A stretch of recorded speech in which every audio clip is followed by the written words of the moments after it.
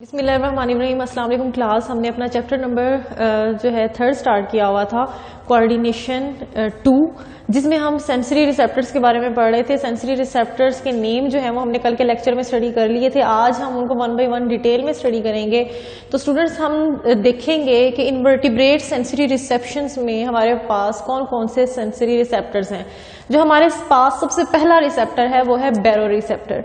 Students, बैरो receptor जो है ये रिसेप्टर क्या करता है, ये डिटेक्ट करता है, detect change in pressure. Pressure में जब चेंज आता है ये उस प्रेशर को डिटेक्ट करता है। ठीक है, अब ये आपके पास इनवर्टिब्रेट्स में आपको कोपोड्स में नजर आएगा, क्रस्टेशियंस में, जेलीफिश में, ठीक है, जेलीफिश मेडूसा में, टिनोफोर्स में और सिक्विड्स में। ठीक है स्टूडेंट्स, ये देखा गया है कि जो हमारे पास इक्वेटिक इनवर्टिब्रेट्स हैं, ठीक है, तो वो क्या करते हैं, वो जो है अपनी जो मतलब ये हमें नजर आया जब साइंटिस्ट ने स्टडी किया कि जो हमारे पास एक्वेटिक इनवर्टिब्रेट्स हैं उनकी मूवमेंट जो है वो क्या थी, टाइडल मूवमेंट के साथ कोऑर्डिनेटेड थी। टाइडल मूवमेंट के साथ कैसे कोऑर्डिनेटेड थी? अब आपको पता है कि ये जो हमारे पास पानी की लहरें हैं, ठीक है, इनका प्रेशर कम या ज्यादा, तो इसी तरह जो ये उनकी जो मूवमेंट थी वो उससे रिलेटेड थी, ठीक है, उससे कोऑर्डिनेटेड थी। और उन्होंने कहा है कि वाटर की डेप्थ पे भी डिपेंड कर रही थी। अब जैसे जैसे आप पानी में नीचे की तरफ जाएं, समंदर में या दरिया में आप पानी में नीचे की तरफ जाएं, तो वाटर का जो प्रेशर है वो कम होता जाता है। तो इसी तरह उनकी जो मूवमेंट थी वो वाटर डेप्थ से और वाटर प्रेशर से, ठीक है, आप कह सकते हैं कि टाइडल मूवमेंट ऑफ वाटर उसके साथ क्या थी, कोऑर्डिनेटेड थी। उसके बाद स्टूडेंट्स हम नेक्स्ट मूव करते हैं कीमोरिसेप्टर की तरफ। कीमोरिसेप्टर क्या है कि detect the chemicals, detect the chemicals,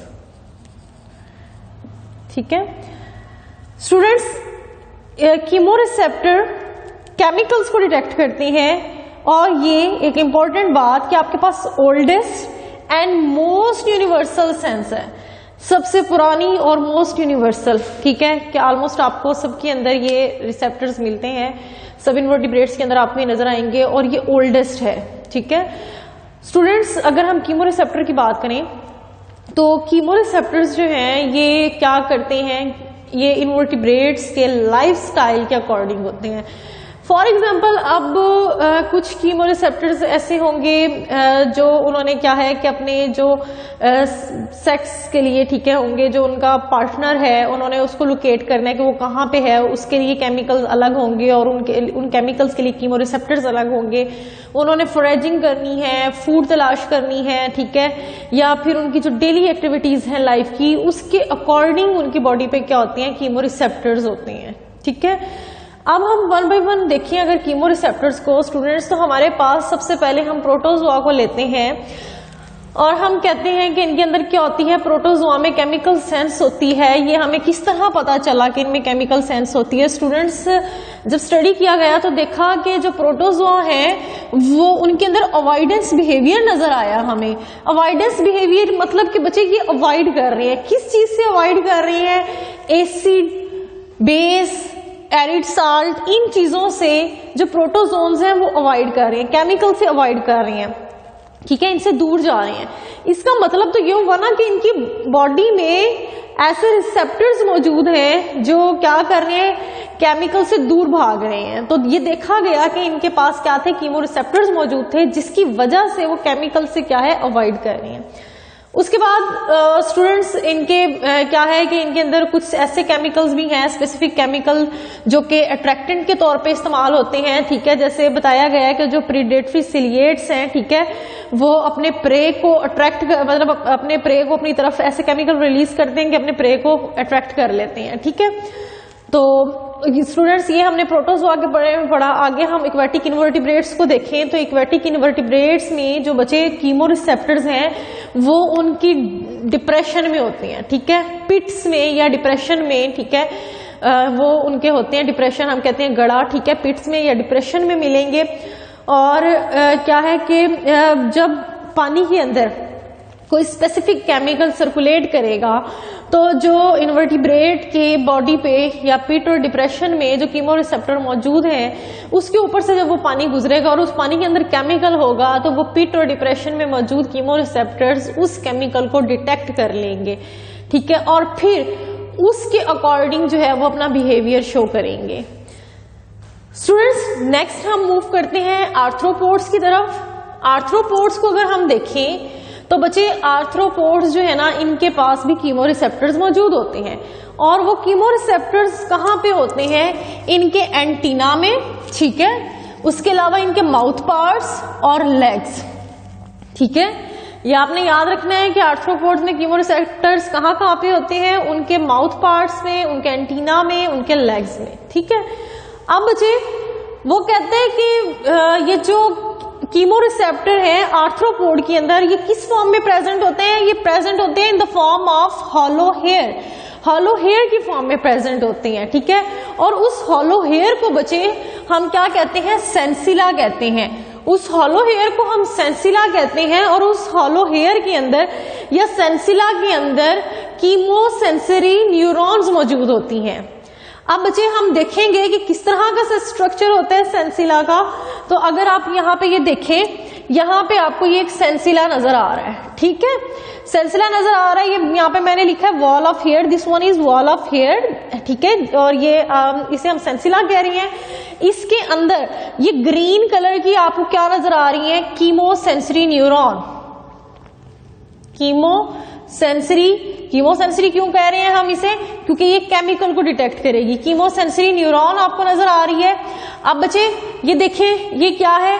ये इस हेयर की क्या है? टिप है, पोर है, और ये उसके अंदर क्या है? डेंड्राइट्स मौजूद हैं, ठीक है। ये आपके पास ये ग्रीन कलर के आपको नजर आ रहे होंगे, दीज वन आर डेंड्राइट्स, ठीक है। और बच्चे ये इन डेंड्राइट्स के साथ क्या है? आगे जाके न्यूरॉन सेल बॉडी है, ठीक है। यहाँ पे ये क्या है? सेल बॉडी है, और इस सेल बॉडी की दूसरी साइड पे फिर क्या होगा? हमारे पास एक्सॉन होगा, ठीक है। Dendrite, cell body and axon.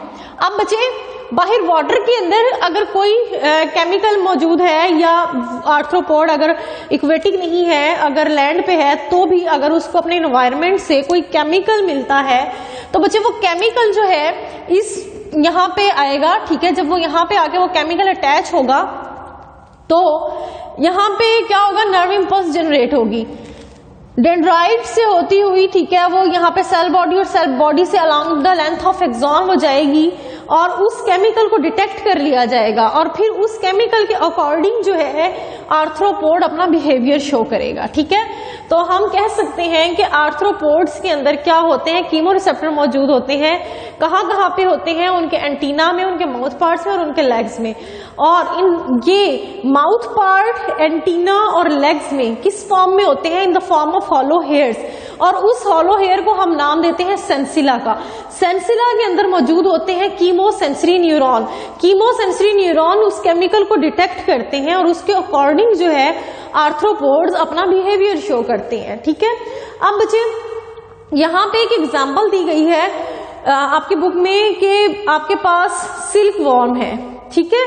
अब सिल्क वॉर्म जो है ना बच्चे, ये एक केमिकल रिलीज करता है, बोम्बाइल, ठीक है। बोम्बाइल सिक्रीट करता है।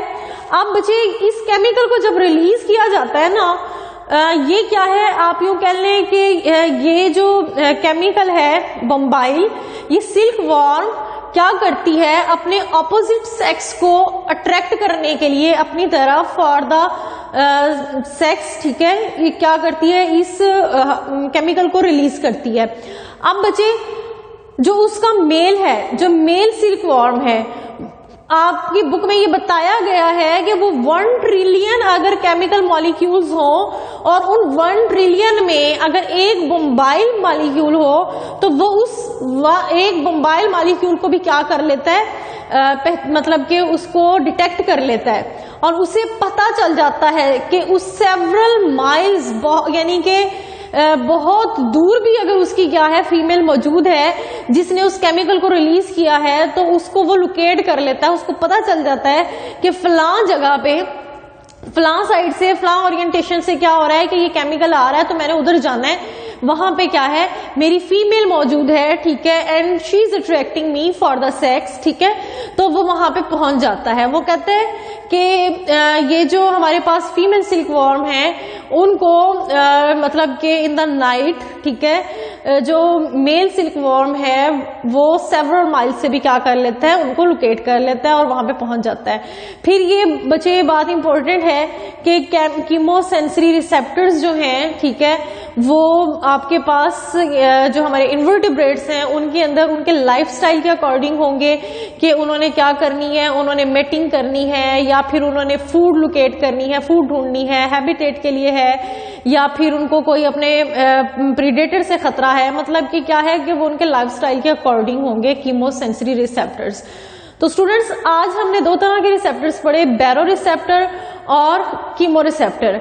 बैरो रिसेप्टर के लिए बच्चों इन्वर्टिब्रेट्स के अंदर कोई खास स्पेसिफिक स्ट्रक्चर नहीं देखा गया, ठीक है, कोई स्पेसिफिक स्ट्रक्चर नहीं देखा गया, बस इतना देखा गया है कि जो इन्वर्टिब्रेट्स हैं वो प्रेशर को डिटेक्ट करते हैं। किस तरह से हमें पता चला, क्योंकि जो हमारे पास इन्वर्टिब्रेट्स हैं वो टाइडल मूवमेंट, वाटर की टाइडल मूवमेंट और वाटर डेप्थ के अकॉर्डिंग बच्चे अपनी मूवमेंट को कोऑर्डिनेट कर रहे थे। तो साइंटिस्ट को लगा कि शायद मतलब हमने रिलेट कर लिया ना कि जब प्रेशर कम या ज्यादा हो रहा है तो उनकी मूवमेंट भी क्या है, उस पर डिपेंड कर रही है, उसके अकॉर्डिंग है। तो बच्चे इस तरह से हमें पता चल गया कि इनके अंदर बैरो रिसेप्टर मौजूद हैं, अदरवाइज कोई स्पेसिफिक स्ट्रक्चर नहीं देखा गया। जो हमारे पास कीमो रिसेप्टर्स हैं उसके लिए हमने एक स्ट्रक्चर यहाँ पे डिस्कस कर लिया सेंसिला का, ठीक है, और हमने देखा है कि प्रोटोजोआ और जो हमारे पास एक्वेटिक इन्वर्टिब्रेट्स और आर्थ्रोपोड्स हैं इनमें हमारे पास क्या है कि कीमो रिसेप्टर्स मौजूद हैं और कीमो रिसेप्टर्स जो हैं वो अकॉर्डिंग टू लाइफस्टाइल वेरी कर रहे हैं। स्टूडेंट्स ये था आपका आज का लेक्चर, इंशाल्लाह हम फिर मिलेंगे नेक्स्ट लेक्चर में, तब तक के लिए अल्लाह हाफिज।